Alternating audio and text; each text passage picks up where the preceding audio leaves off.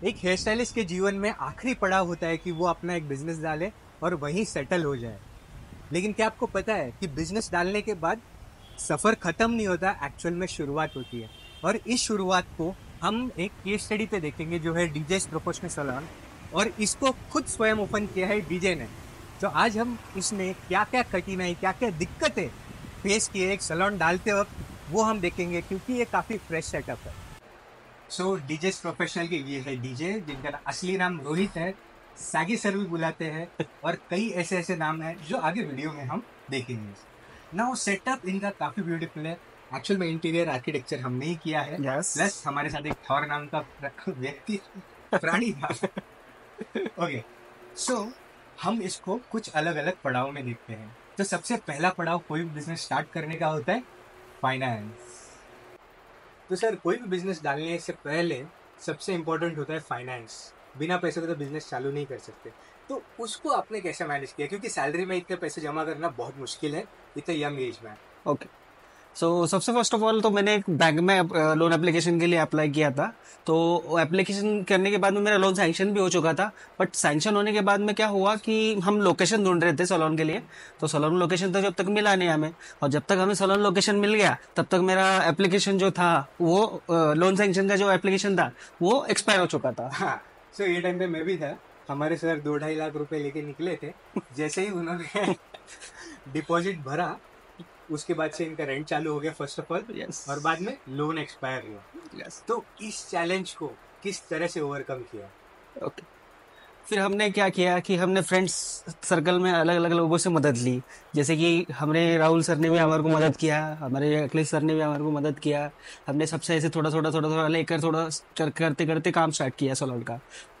सो बचपन में हमें कहा जाता था कि दोस्ती यारी कुछ काम की नहीं, बट ये गलत सिद्ध हुआ है यहाँ पे। मेरे तो सर, सिचुएशन में ये चीज बहुत ज्यादा काम नहीं आई। बहुत काम में आई। यस। बच्चे रुकते थे मॉर्निंग में फर्नीचर निकालने के लिए। लाइक मार्क से जो आउटलेट आया था तब 8-10 जन आए थे उसको निकालने रिटर्न के लिए। करने के लिए। काफी सारे काम, जैसे कि छोटी बेसिक कारपेंटर्स को चाय तक लाके देने का यस। काम दोस्तों ने, तो उनके लिए हैट्स ऑफ। एक दिन उनके लिए हम एक ट्रिब्यूट पे गाना बनाएंगे। सो अब आते हैं सेकेंड पड़ाव पे, जहाँ पे हमको सामान माल तो लेके ही आते, बट लेबर लोग वो काम स्टार्ट करते हैं। तो इसमें कैसा एक्सपीरियंस था? सबसे पहले तो हमें कारपेंटर मिला। तो कारपेंटर की स्टोरी बहुत दिलचस्प है। तो कारपेंटर मिला तो क्या हुआ कि कारपेंटर ने हमारा काम स्टार्ट किया। काम स्टार्ट होने के बाद में वो 2 दिन तक उसने अच्छे से काम किया। उसके बाद में उसने थोड़ा सा एडवांस उठाया और वो एडवांस उठाकर गायब हो गया। मतलब फोन उठाना ही बंद कर दिया। हाँ। अभी हम पहले से ही दांडी पे चल रहे हैं, लाइक पैसे, और ये एग्जैक्ट है ना, 1 रुपए ज्यादा ना 1 रुपए कम। सो अब भी बताता हूँ आपको। उसके अंदर आप जैसे समझो कि मेरा 40,000 रुपीज रेंट है। तो उसके अंदर ऐसे पकड़ लो कि 1,200 रुपये पर डे आपका वो तो लग रहा है, बिल्कुल। प्लस आपका इलेक्ट्रिसिटी लग रहा है। ठीक है। उसके बाद में फिर ऐसा पकड़ लो कि फिर आपका सीजन चल रहा है। सीजन में पर डे हम 10,000 के ऊपर ही बिजनेस करते हैं। मिनिमम हम 10,000 पकड़ लेते हैं, तो वो 10,000 लगा लो। तो ऐसा करके करके वो बंदे ने अप्रोक्स 5 से 6 दिन तक हमारा कॉल ही नहीं उठाया। ठीक है। फिर उसके बाद में हमें फिर नया कारपेंटर मिला। तो हिसाब किताब करें तो 50,000 से 60,000 का लॉस, पोटेंशियल लॉस और करंट लॉस हो गया, बस वो एक कारपेंटर के इसके ऊपर। Yes. अभी देखिए, सीजन टाइम हमारा क्लोज अप हो रहा था। ये लोन का नॉन सैंक्शन होना, पर प्लस पैसे जमा करने में क्या हो गया, ऑफ सीजन का टाइम निकल गया। अभी हमारा काम सीजन में चल रहा Yes. है। ये सारे तितंबे खत्म करके हमें एक अच्छा कारपेंटर मिला जिसका नाम था थॉर। थॉर। और वो थॉर ने बहुत अच्छी तरीके से काम किया, जल्दी भी काम किया। यस। प्लस वो आर्किटेक्ट के साथ बहुत नाराज था, क्योंकि क्योंकि आर्किटेक्ट ने जो प्लान्स दिए थे वो प्रैक्टिकली पॉसिबल ही नहीं थे। तो उसने खुद से किया।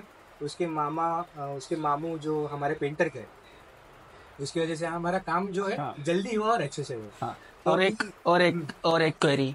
जब उसके अंदर आप कोई आर्किटेक्ट को वर्क देते हो तो वो बंदा उसी के बंदे को प्रिपरेशन देता है। दूसरे आप बंदे लगाते हो उनको प्रिपरेशन नहीं देता है। तो आप आर्किटेक्ट को देखकर काम करिए। आपका आर्किटेक्ट अच्छा होना चाहिए, हमारे सरी का नहीं। सो जैसे तैसे काम जितना जल्दी हो सके उतना जल्दी करके भी हमने 18 दिसंबर को सैलून की ओपनिंग की। यस। जिसमें हमें सिर्फ 21 दिन मिले सीजन हैंडल करने को, उसके बाद फिर स्लैक चला गया। यस। तो अभी इतने सारे प्रॉब्लम्स तो हमें हुए, काफी सारे इसके अंदर भी। अभी सर हमें सैलून का टूर देंगे कि कौन सी चीज क्या है, और रिक्वेस्ट करते हैं कि उसके साथ वो एक एस्टिमेटेड प्राइस भी बोले, ताकि हमें आइडिया लगे लाइक यंग हेयर ड्रेसर्स को कि कितना पैसा एक्चुअल में लगता है। जी जी जरूर। और एक चीज़ बोलना चाहता हूँ कि ये अकेला बंदा था जो सारे सामान लेके आ रहा था, बोर्ड की डिज़ाइनिंग कर रहा था। मतलब बेसिकली फेविकॉल भी चाहिए या फिर एक नट या बोल्ट भी चाहिए, तो यही घूम रहा था। मैं या फिर हमारे फ्रेंड्स इनके ऊपर काम चोरी ना हो या कुछ ना हो, वो देखने के लिए बैठ जाते थे। बट अकेले बंदे ने इतना काम किया है तो कुछ ना कुछ तो ब्लंडर हो गई, और सबसे बड़ा ब्लंडर हमने बोर्ड में ही किया। सो आप ये बोर्ड देख सकते हो, ये बोर्ड रात में तो काफ़ी ब्यूटीफुल लगता है, लेकिन एक चीज़ इसके अंदर डालना भूल गए, वो है यूनिसेक्स। अभी क्लाइंट जो है फीमेल फ्रेंड स्पेशली, वो बाहर आके देखते हैं कि यहाँ पे यूनिसेक्स तो लिखा ही नहीं है, मोस्टली उनको मेंस लगता है, तो थोड़े कन्फ्यूजन में है। बट इसका सोल्यूशन कुछ ना कुछ निकालने की कोशिश कर रहे हैं। तो सर आइए, हमें थोड़ा आ जाओ दिखाइए आ जाओ आ जाओ। किस तरह से आपने बनाया सलून। ये आप पहले सबसे फर्स्ट ऑफ ऑल तो बोर्ड देख लीजिए। ठीक है, बोर्ड में तो एक क्वेरी तो आपने सुन ही लिया है, क्या प्रॉब्लम था। हाँ। तो बात ऐसी हुई कि बोर्ड के अंदर ऐसा प्रॉब्लम आया कि बोर्ड का एक अप्रोक्स प्राइस आपको बता देता हूँ मैं, क्योंकि क्या रहता है कि बोर्ड वालों का ऐसा रहता है कि बोर्ड का बनाने के चार्जेस अलग रहते हैं और उसको लगाने के चार्जेस अलग रहते हैं। ठीक है, ये क्वेरी आपको पता रहनी चाहिए, क्योंकि आप जगह भी जिधर भी जा रहे हो बोर्ड लगा रहे हो, तो आपके हिसाब से मैं आपको बता दे रहा हूँ कि क्या रहता है कि इनके 5000 चार्जेस अलग रहते हैं लगाने के। ओके, और अब आगे आ जाओ। शराफित सलून।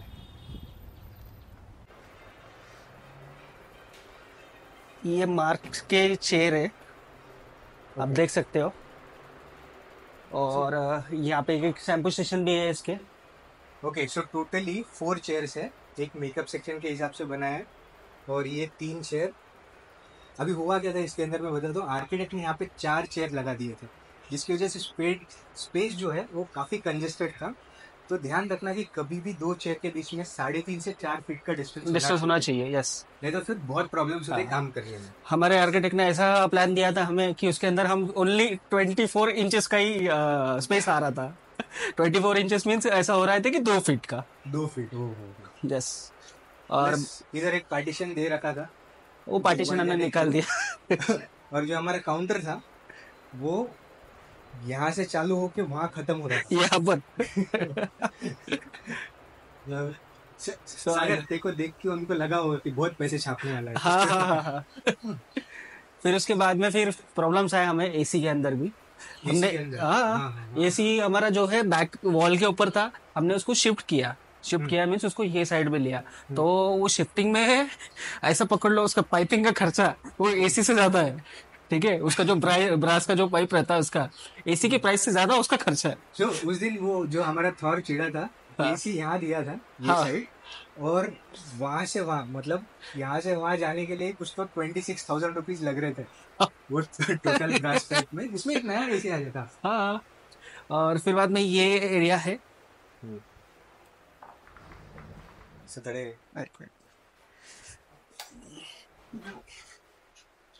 सो ये फेशियल पॉइंट भी हमारे स्टाफ का। हाँ, और यहाँ पे फेशियल रूम है। हाँ, इसके अंदर भी एक गलती हो चुकी है, एक जैसे कि इसके अंदर जो है ना हमें थोड़ा स्पेस चाहिए था, सो हमें इसके अंदर हमने स्पेस नहीं मिला। जैसे कि एक बंदा हमारा यहाँ पे खड़े रह सकता है आराम से, बट बैठने के लिए थोड़ा प्रॉब्लम दिक्कत देता है। क्यों? क्योंकि यहाँ पे जो है पाइपिंग की वजह से, क्योंकि हम पाइपिंग अंडरग्राउंड नहीं कर सकते थे, इसलिए हमने ये पाइपिंग को ऊपर से ही किया है। और यहाँ पे बैठने के लिए थोड़ा प्रॉब्लम आता है, बट ओके से हो जाता है। ओके, क्लाइंट को कोई दिक्कत नहीं होगी इसमें। हाँ, वैसे तो पाइपिंग अंडरग्राउंड नहीं कर सकते, ये हमें अच्छा हुआ कि थोड़ा जल्दी पता चला, क्योंकि हमारे इलेक्ट्रिशियन ने चीरे मार दिए थे दीवार पे, और दीवार में चीरे मारने की वजह से हमारे झरी मार दिया था। हमारे ओनर ने ऊपर बुलाया और उन्होंने एग्रीमेंट में सीधा सीधा बताया कि मुझे पूछे बिना कुछ भी ऑल्ट्रेशन नहीं कर सकते हो। यस। और वो ऑल्ट्रेशन की वजह से मेरा मार्बल टूट गया, मेरा ये टूट गया, और डिपॉजिट तो था ही था, 50 और बैठ गए। तो हमेशा पूछ लेना चाहिए, पूछ लेना चाहिए। हाँ, और फिर हमारे पास यहाँ पे स्टीम बाथ भी है। ये स्टीम बाथ का हमने पूरा तैयारी करके रखा है वैसे। Lights please. अभी ये स्टीम बाथ का एरिया वैसे हमने पूरा तैयारी करके रखा है। ये पूरा पीवीसी पाइप वगैरह, पूरा पीवीसी प्लाई बोलते हैं इसे। ये जैसे वाटर प्रूफ रहता है, इसको कोई दिक्कत नहीं पानी वानी से। और ये इसके पाइपलाइन वगैरह सब हो चुके हैं, इसलिए कोई दिक्कत नहीं। शावर वगैरह सभी चीजें आ जाएंगे, पाइपलाइन यहाँ पे हो चुकी है। सब चीज़ें हो चुकी है। लेकिन फिर ठंड का समय चालू था तो हमने सोचा कि क्यों हाँ। उसके अंदर इन्वेस्ट करें हम। हाँ, दोस्तों ने पैसे दिए तो उनका भी देना ही है। एक चेंजिंग एरिया बनाया है इसके अंदर ही। Convertible door. हाँ। Okay, nice nice. So steam bath का कॉन्सेप्ट कहाँ से आया था सागर दिमाग में? स्टीम बाथ का कॉन्सेप्ट तो मेरे पास बहुत पहले से आया था सर। जैसे कि मैं और अलग अलग सलॉन्स में घुमा हूँ और मैं जॉब किया है सब जगह पे, सो उसके अकॉर्डिंग मेरे को नए नए आइडियाज़ थे इस चीज़ के रिलेटेड। ठीक है। और इस साइड हमारा पैंट्री और बाथरूम है जो एज इट इज़ है, मतलब उसके अंदर ज़्यादा अल्ट्रेशन नहीं किया, पहले से ही एक अच्छा सेटअप। ये सेटअप अच्छा था, उसमें कुछ चेंजेस करने की नीड नहीं पड़ी। ओके, सो अभी मुझे बताइए कि ये जो मार्क का फर्नीचर है ना, मार्क आपको नहीं पता तो एक लग्जरी ब्रांड है, सैलून के चेयर्स और जो भी छोटे मोटे टूल्स वगैरह अलग अलग चीज़ें लग्जरी में उसने बना है। तो लगभग कितना पैसा लगा?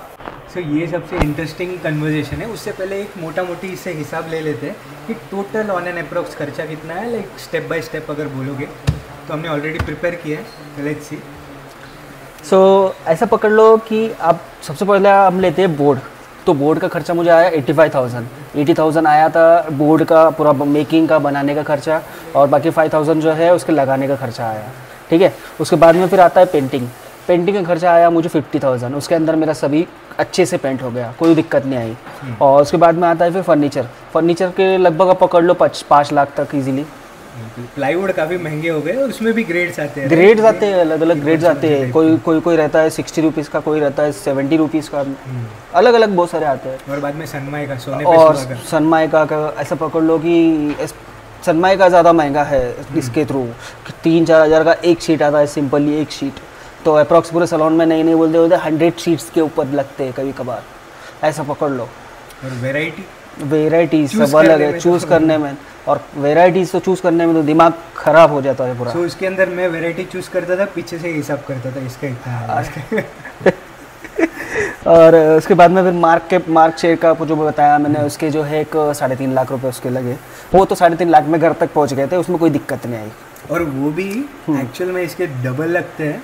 इन्होंने मुंबई नेस्को में जो ब्यूटी एग्जीबिशन, मैंने मुंबई नेस्को में जो ब्यूटी एग्जीबिशन होता है उसके अंदर पैसे कम हुए। हाँ, उसके अंदर जाकर मैंने मेरा रजिस्ट्रेशन करा दिया था। सो मेरा पहले ही बुकिंग अमाउंट उनको मैंने 10,000 दे चुका था।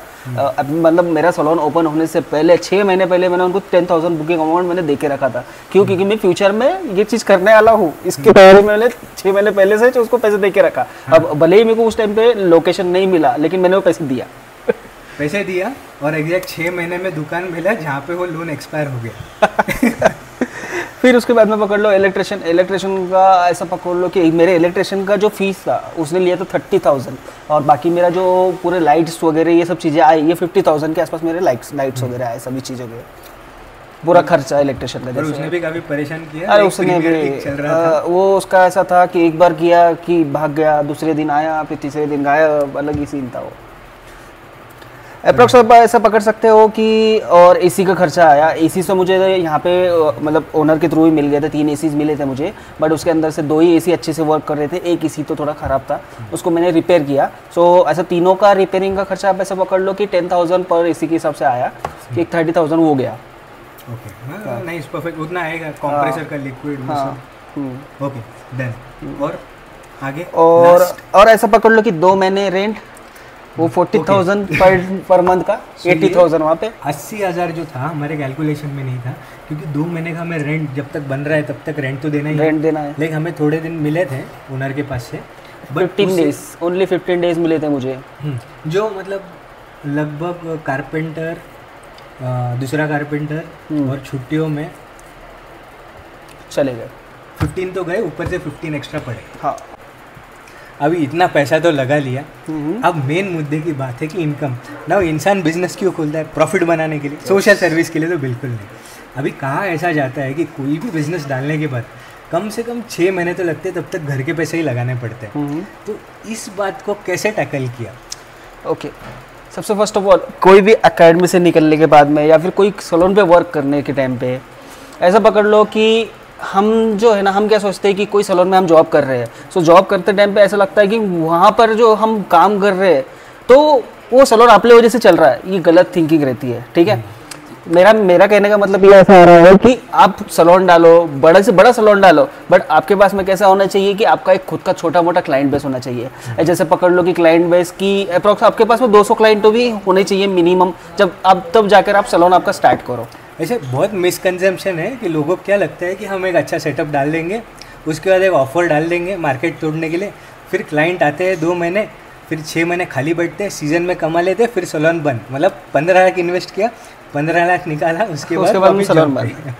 लेकिन गलत है ना, वो चीज़ गलत है, वैसा नहीं करना चाहिए। आप चल रहे हो, कोई सलोन डाल रहे हो, आपको एक नाम बनाना है, आपको एक ब्रांड बनाना है। सो आप उसके हिसाब से आप उसके लिए मेहनत करो पहले, सबसे फर्स्ट ऑफ ऑल तो कि आपका एक क्लाइंट बेस बनाओ, अच्छे से अच्छा क्लाइंट बेस बनाओ, आप जैसा क्रिएट कर सकते हो वैसा क्रिएट करो।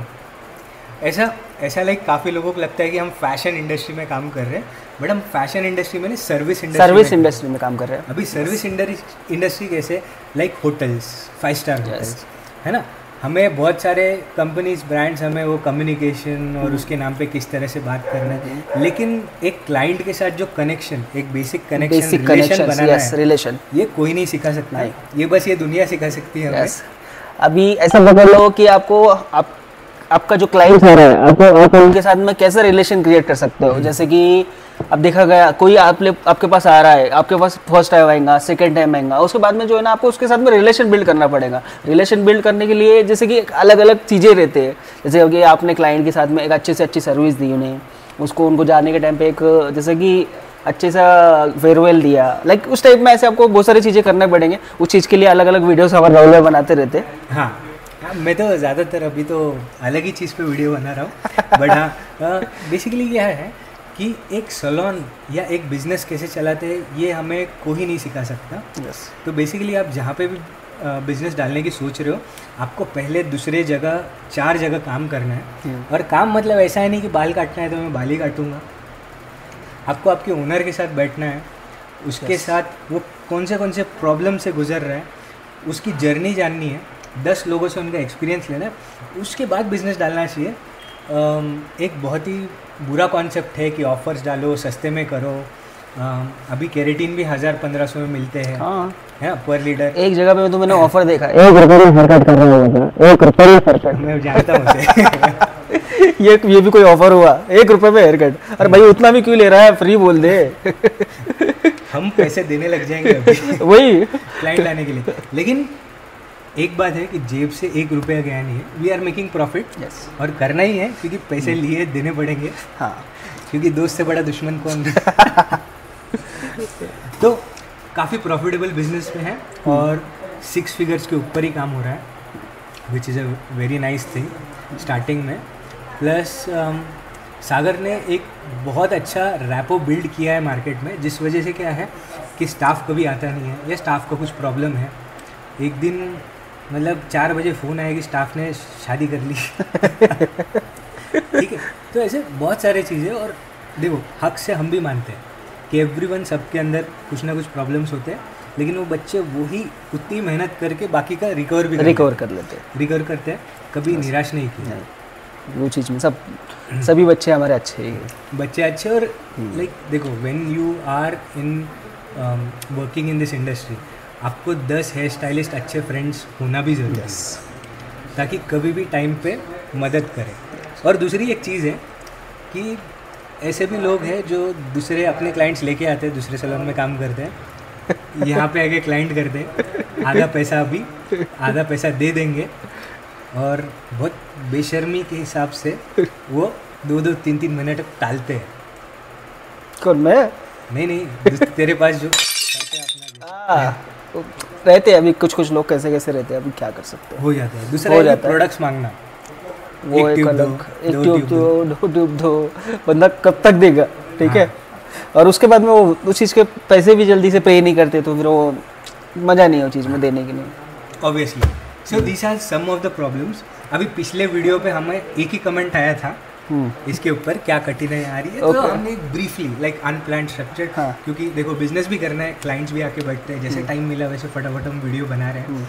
बट जैसे आप प्यार और सपोर्ट आपका दिखाओगे, चैनल को फॉलो करोगे, वीडियो को शेयर करोगे, तो उस हिसाब से हम फिर एक प्रॉपर फोटोग्राफर और एक अच्छा सा सेटअप लेकर आप एक वीडियो मिलेगा, हम उसको और अच्छे से डिटेल में बताएंगे। और आपके कमेंट्स हमें हेल्प करते हैं, जो भी दिक्कत आप फेस कर रहे हो, do let us know. Lot of experience और हेयर स्टाइलिस्ट और कस्टमर रिलेशन के ऊपर एक अच्छे से अच्छा हम नया से नया वीडियो बनाने की हम कोशिश करेंगे। ये टॉपिक बहुत ज़रूरी है, वो बहुत ज़रूरी है। यस। और ये क्या open ended question, close ended question, कुछ उसका रिजल्ट नहीं मिल रहा। So basically what we have to do, yes, like अगर बारिश हो रही है तो हमने छाता रखा है ताकि हम क्लाइंट्स को कार तक ड्रॉप करें। कभी कभी हम छाता भी दे देते हैं। सो इस तरह के जो नुस्खे हैं, इसकी वजह से हमारा ब्रांड का नाम तो बन ही बन रहा है, और ऊपर से बालों में उजाला डाल के भी हम फेमस हुए थे। तो ऐसे काफ़ी सारी चीज़ें। Do let us know. Thank you guys, signing off.